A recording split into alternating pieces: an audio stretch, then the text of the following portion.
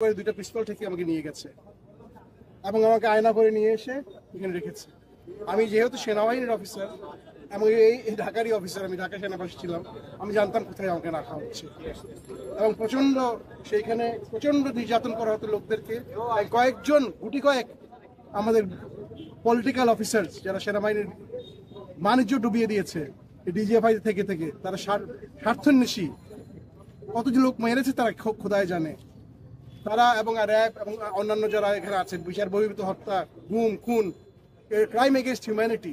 আমার দোষ কি ছিল? আমি কোনো রাজনীতি করিনি কখনো, আমি কোনো দলও করিনি, আমি সরকারি কর্মকর্তা ছিলাম একজন।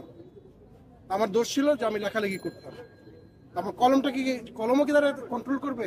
আমি তো কোনো বিদ্রোহ করতে বলি নাই, কোনো দেশের এগেনস্টে করতে বলি নাই। আমি চেয়েছিলাম ন্যায় বিচার।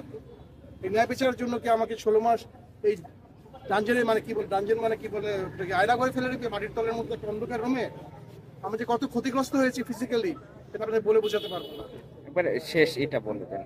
সবার মুক্তি চাই, যারা এগুলো করেছে তাদের বিচার চাই। এরা পুরো জাতির, সেনাবাহিনীর, সবার জন্য এরা একটা কলঙ্ক। এরা কি কোনোদিনই এদেরকে ছাড়া হবে না, এটাই আমার দাবি। এবং আজকে আমরা বসে আছি, তারা আমাদের মুক্তি দিবে, আমাদের সামনে আনবে, আমাদেরকে রাস্তার যে চোখ বন্ধে ফেলে দিবে, যেরকম আমাকে ফেলেছিল সেরকম হবে না। জনতার সামনে তারা মুক্তি দিবে সবাইকে। জনগণ চায় তারা মুক্তি, এরাই হলো আসল মুক্তি সংগ্রামী। আসসালামু আলাইকুম। আমাকে গুম করে রাখা হয় এখানে, জায়গাটা খুবই কাছে। ওখানে এটা জয়েন্ট ইন্টিগ্রেশন সেল বলে, জয়েন্ট ইন্টিগ্রেশন সেল, ওইটাকে ডেভেলপ করে তারা আয়নাঘর বানানো হয়।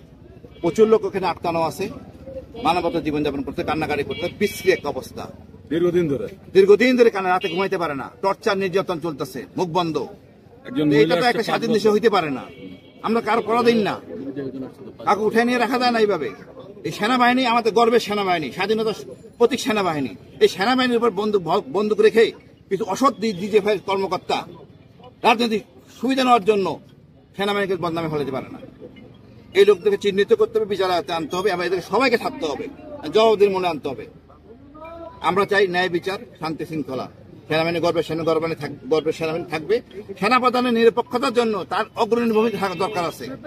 তার ভূমিকা হলো এটাই যে সে কারণ ছাড়া অতি দ্রুত ছেড়ে দিবে, আর আমাদের কাছে দিবে, ওই রাস্তা নিয়ে ফেলাই দিবে, চোখ বেঁধে। এটা হবে না, এইসব গল্প বন্ধ, 6-9 হবে না। এইখানে আমাদের দিতে হবে, আমরা এখানে যাব না।